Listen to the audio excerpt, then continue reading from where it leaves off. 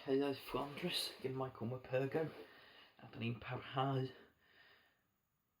gyda'r ail rhan o'r Pennod bron yn chwarter wedi 11.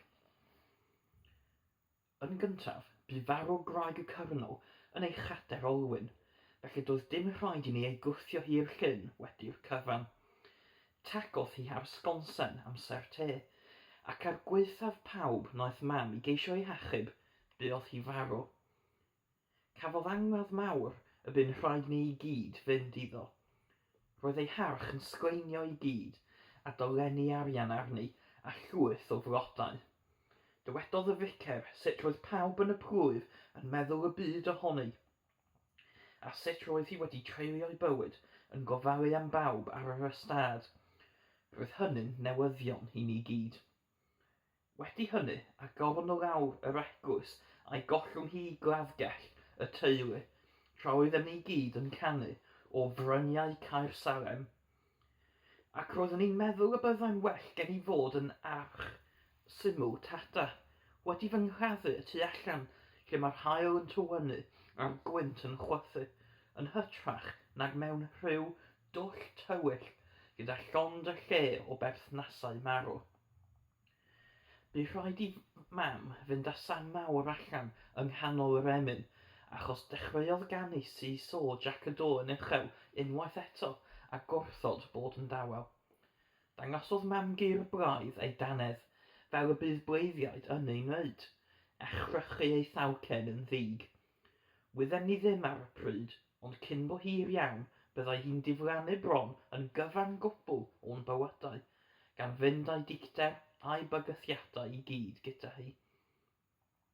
Felly'n sydyn, o'r fath lawenydd mawr, roedd mam gartref gyda ni eto, a ninnau'n gobeithio mai dim ond mater o amser oedd hi, cyn y byddai mam gur braidd yn symud yn ôl i'r pentref.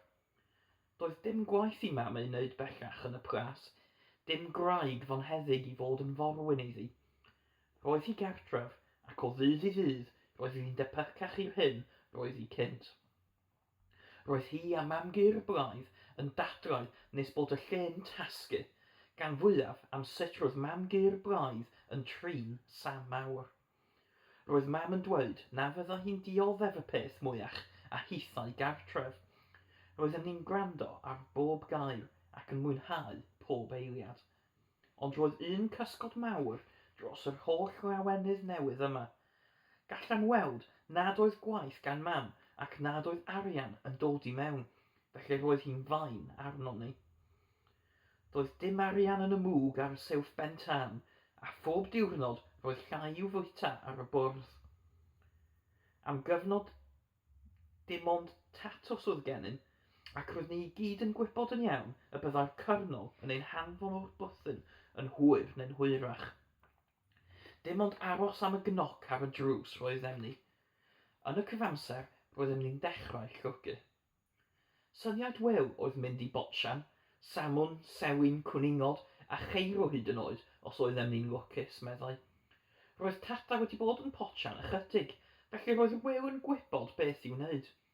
Byddai mae'r a finnau'n cadw llygad, gallai wel osod y trapiau neu bysgota.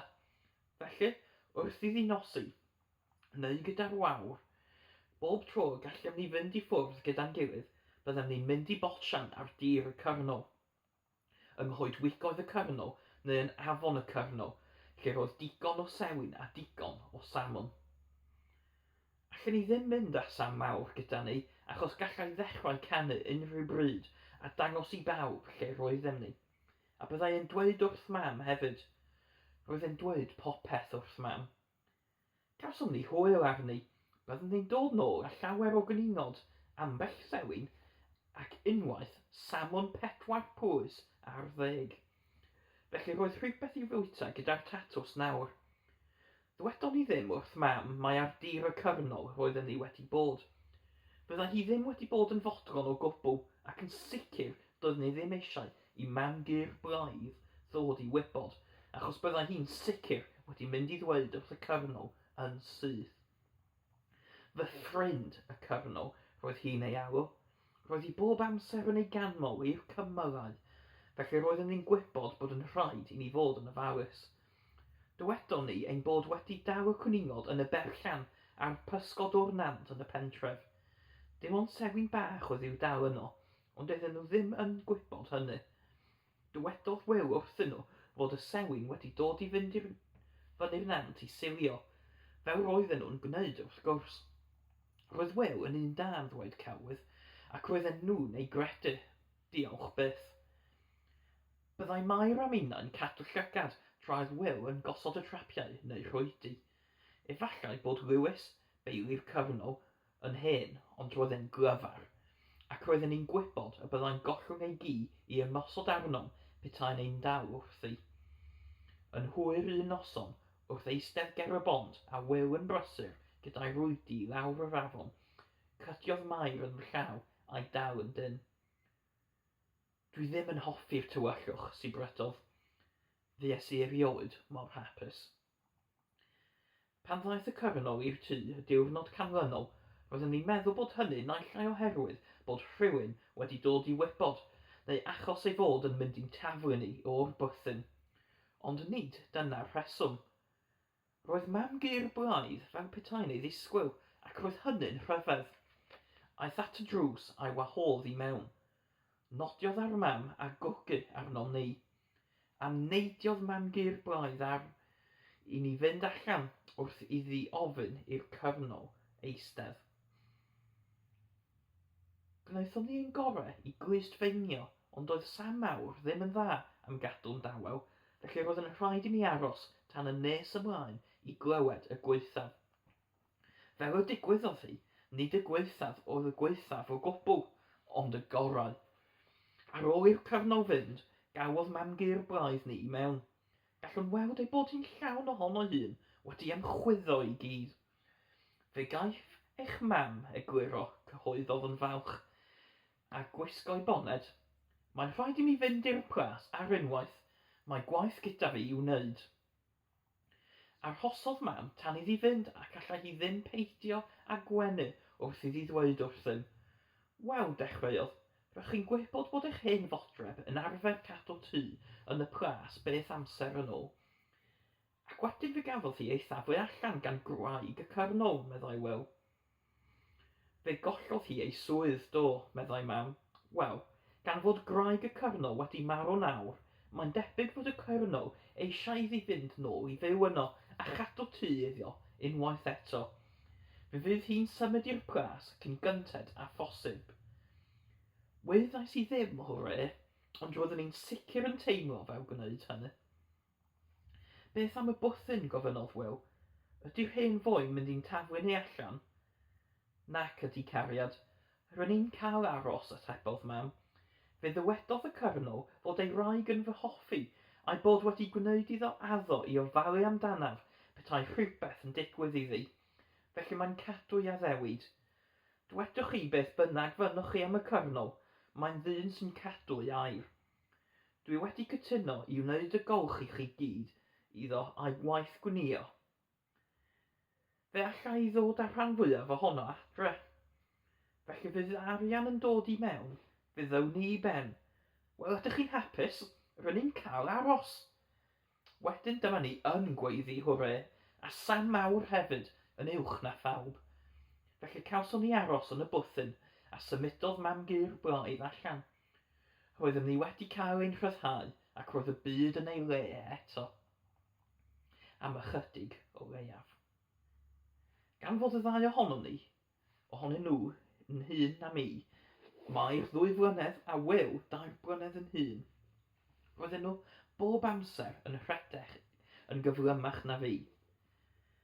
Dwi'n teimlo fel petaswn ni wedi treulio rhan fawr o'n bywyd yn ei gwylio nhw'n rhedeg o'n blaen, yn neidio dros wair tal y dolydd, a ffrethau mawr yn chwyrlio o gwmpas ei phen, a chwerthu'n y ddau yn gymysg i gyd. Pan oedden nhw'n mynd yn rhy bell o'n blaen, roedden ni weithio'n teimlo eu bod nhw eisiau bod hebddoi.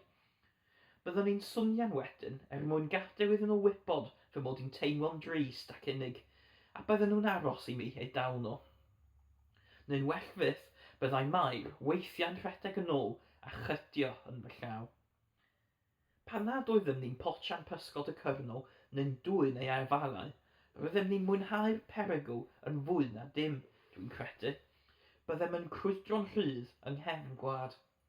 Gallai Mae'r ddring o coeden fel cath yn gyflymach na neb. Weithiau byddem yn mynd lawr i lan yr afon i wylio glas y dorlan yn gwipio heibio, neu'n mynd i nofio ym mhwll waen ddu a'r helyg yn hongian yn drwm o'i gwmpas, lle roedd y dŵr yn dywyll ac yn ddwfn ac yn ddirgel. Byddai neb byth yn dod yno. Dwi'n cofio'r diwrnod pan heriodd Mae'r wyl i dynnu dillad i gyd ac syndod mawr i mi, dyna wnaeth e. Wedyn gwnaeth hitha'r un fath, a dyma nhw'n rhedeg yn borcyn dan sgrechian i'r dŵr. Pan awn nhw fi mewn ar eu holau nhw, nawn ni ddim o flaen Mae'r. Felly eistedd a ffwtyn nes i ar y lan a'i gwylio nhw'n tasgu a chwerthin a difaru nad oeddwn ni'n digon dewr i wneud fel roedd Wil wedi wneud a dymuno bod gyda nhw. Gwisgodd Mae'r wedyn y tu ôl i rwyn a rhoi siaws i ni beidio a'i gwylio. Ond dyna wnaethon ni. Dyna'r tro cyntaf erioed i mi weld merch yn noeth. Roedd hi'n denau a gwyn iawn, a bydd hi'n gwasgu a throi ei ffrethau fel cwtyn gwyb. Aeth sawl diwrnod heibio cyn iddyn nhw lwyddo i'w denu i'r dŵr. Roedd Mae'r yn sefyll hyd at ei chanol yn yr afon, a rhoddodd ei dwylo dros ei llygaid. Dere, Tommy, gwaeddodd, edrychai ddim, dwi'n addo. Doedd ni ddim eisiau cael fy ngadael ar ôl unwaith eto, felly tynnais fy nillad oddi amdanodd a rhedeg yn wyllt i'r afon, gan ddaw fy nwylo o'n blaen rhag ofn bod Mae'r yn sbecian rhwng ei bysedd. Ar ôl y tro cyntaf hwnnw, doedd ni'n poeni dim am y peth. Weithiau, pan oeddem ni wedi blino ar yr holl riawtwch, byddem yn gorwedd ac yn siarad yn y dŵr bas, a gadael i'r afon lifo droson ni. Siarad a siarad.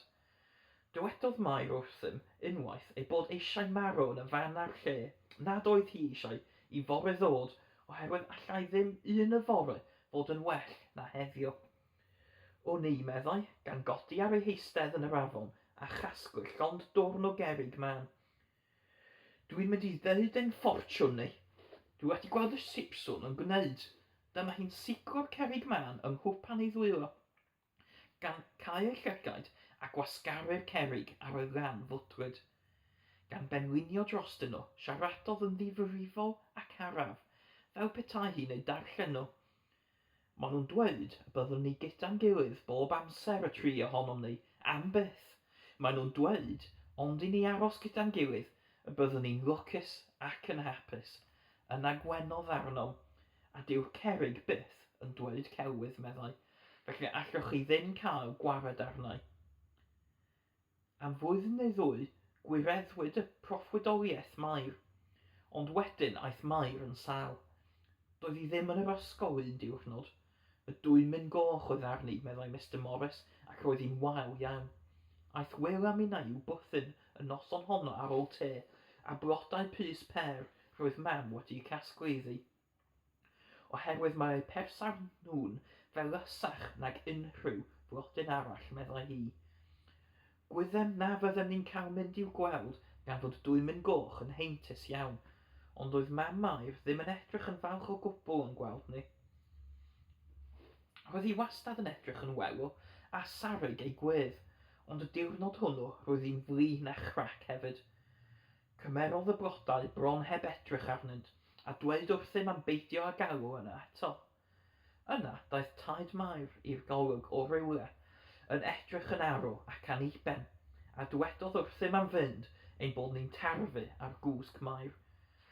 Wrthym i gerdded i ffwrdd, y cyfan oedd ar fy meddwl oedd pa mor anhapus roedd Mae'r druan yn yr hen fwthyn bach diflas, gyda mam a thad fel yna, a bod coed yn cwmpo ar y tadau anghywir. Arhoson ni ar ben y llwybr ac edrych tuag at ffenest Mae'r, gan obeithio byddai'n dod i godi llaw arnom. Pan na ddaeth hi, roeddem yn gwybod ei bod hi'n wirioneddol sawl. Doedd Wil am unai byth yn dweud ein pader o gwbl bellach, ddim ers gorffen mynd i'r ysgol Sul, ond roedden ni'n gwneud nawr. Gan benlinio wrth ochr Sam Mawr, byddwn ni'n gweddio bob nos na fyddai mae'r yn marw. Byddai Sam yn canu Seesaw Jack a Do, a ninnau'n ychwanegu amen wedyn. Byddwn ni'n croesi ein bysedd hefyd, rhag ofn.